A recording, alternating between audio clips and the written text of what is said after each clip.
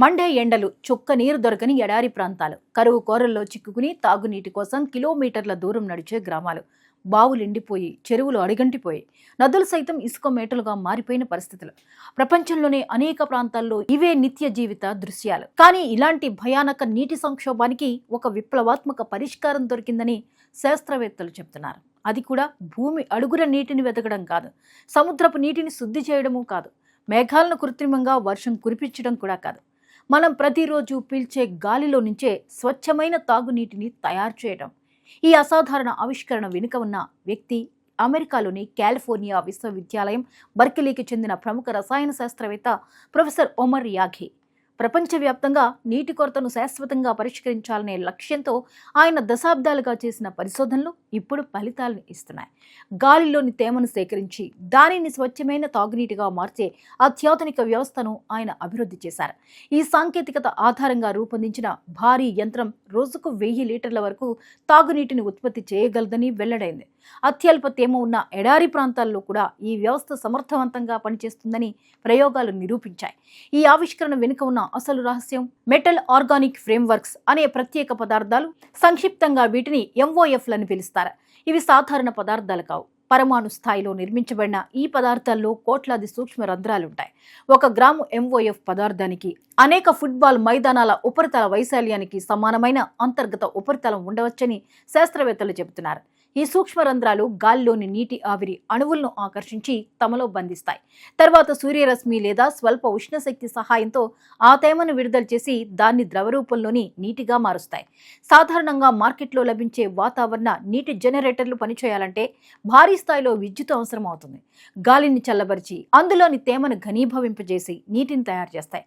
కానీ ఒమర్ యాఘీ అభివృద్ధి చేసిన ఈ వ్యవస్థ పూర్తిగా భిన్నంగా ఉంటుంది. ఇది విద్యుత్ గ్రిడ్ పై ఆధారపడదు. సూర్యరశ్మి, గాలి, సహజ ఉష్ణశక్తి వంటి వనరులతోనే పనిచేయగలదు. అందువల్ల విద్యుత్ సదుపాయం లేని మారుమూల గ్రామాల్లో, ఎడారి ప్రాంతాల్లో ప్రకృతి విపత్తుల సమయంలో కూడా దీన్ని ఉపయోగించవచ్చు. ఈ టెక్నాలజీలో అత్యంత ఆశ్చర్యకరమైన అంశం ఏంటంటే గాలిలో తేమ శాతం చాలా తక్కువగా ఉన్నప్పటికీ ఇది పనిచేయగలగడం. సాధారణంగా ఎడారి ప్రాంతాల్లో తేమ చాలా తక్కువగా ఉంటుంది. అయినప్పటికీ 20% లేదా అంతకంటే తక్కువ తేమ ఉన్న పరిస్థితుల్లో కూడా ఈ యంత్రం గాలిలోని నీటి అణువులను సేకరించి తాగునీటిని ఉత్పత్తి చేయగలదని పరిశోధనలు సూచిస్తున్నాయి. అమెరికాలోని డెత్ వ్యాలీ వంటి అత్యంత పొడి ప్రాంతాల్లో కూడా ఈ సాంకేతికతను పరీక్షించినట్లు నివేదికలు పేర్కొంటున్నాయి. ప్రపంచం ప్రస్తుతం తీవ్రమైన నీటి సంక్షోభాన్ని ఎదుర్కొంటోంది.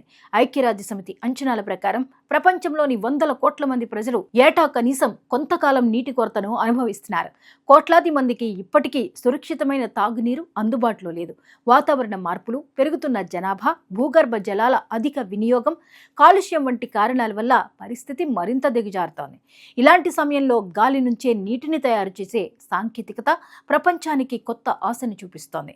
ఇప్పటి వరకు నీటి కొరతను ప్రధాన పరిష్కారంగా సముద్రపు నీటిని శుద్ధి చేసే డీసాలినేషన్ ప్లాంట్లని భావించారు. కానీ వాటికి భారీ పెట్టుబడులు, అధిక విద్యుత్ వినియోగం, సంక్లిష్ట మౌలిక సదుపాయాలు అవసరం. అంతేకాకుండా అవి సముద్ర తీర ప్రాంతాల్లో మాత్రమే సాధ్యమవుతాయి.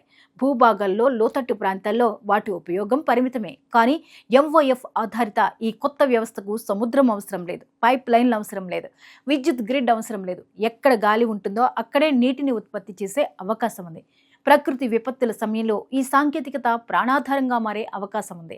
తుఫాన్లు, భూకంపాలు, వరదలు, యుద్ధాలు సంభవించినప్పుడు నీటి సరఫరా వ్యవస్థలు పూర్తిగా ధ్వంసమైపోతాయి. అలాంటి సందర్భాల్లో ఈ పోర్టబుల్ యంత్రాలను అక్కడికి తరలించి వెంటనే తాగునీటిని అందించవచ్చు. ముఖ్యంగా కరేబియన్ ప్రాంతంలో తుఫాన్ల వల్ల తీవ్రంగా నష్టపోయిన దీవుల్లో ఈ సాంకేతికతపై ఆసక్తి పెరిగింది. ఈ ఆవిష్కరణ వెనుక కేవలం శాస్త్రీయ ఆసక్తి మాత్రమే లేదు, ఒక వ్యక్తిగత అనుభవం కూడా ఉంది. ఒమర్ యాఘీ చిన్నతనంలోనే జోర్డాన్లోని శరణార్థి సమాజంలో పెరిగారు. అక్కడి నీటి కొరత నిత్య సమస్యగా ఉండేది. వారానికి ఒకసారి వచ్చే నీటి ట్యాంకర్ కోసం ప్రజలు గంటల తరబడి ఎదురు చూసే పరిస్థితులను ఆయన ప్రత్యక్షంగా చూశారు. నీటి కోసం ప్రజలు పడే కష్టాలను చిన్న వయసులోనే అనుభవించారు. అదే అనుభవం భవిష్యత్తులో ఆయన పరిశోధనలకు ప్రేరణగా మారింది.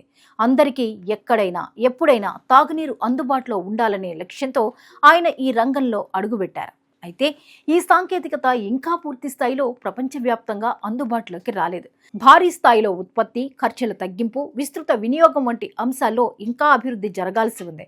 అయినప్పటికీ ప్రయోగశాల స్థాయి పరిశోధన నుంచి వాస్తవ ప్రపంచ వినియోగానికి చేరుకోవడం ఒక గొప్ప ముందడుగుగా భావిస్తున్నారు. ప్రస్తుతం ఈ సాంకేతికతను వాణిజ్య స్థాయిలో అందుబాటులోకి తీసుకురావడానికి ప్రయత్నాలు కొనసాగుతున్నాయి. ఒకప్పుడు ఇళ్లపై సౌర ప్యానెళ్లు ఏర్పాటు చేసుకుని సొంతంగా విద్యుత్ తయారు చేసుకోవడం అసాధ్యమనే భావన ఉండేది. కానీ నేడు అది సాధారణ విషయంగా మారింది. అదే విధంగా రాబోయే కాలంలో ప్రతి ఇల్లు, ప్రతి గ్రామం, ప్రతి సమాజం తమకు కావాల్సిన తాగునీటిని గాలి నుంచే స్వయంగా తయారు చేసుకునే రోజులు రావచ్చని శాస్త్రవేత్తలు ఆశాభావం వ్యక్తం చేస్తున్నారు. ప్రొఫెసర్ ఒమర్ యాఖీ చెప్పిన ఒక మాట ఈ ఆవిష్కరణ యొక్క ప్రాముఖ్యతను స్పష్టంగా తెలియజేస్తోంది.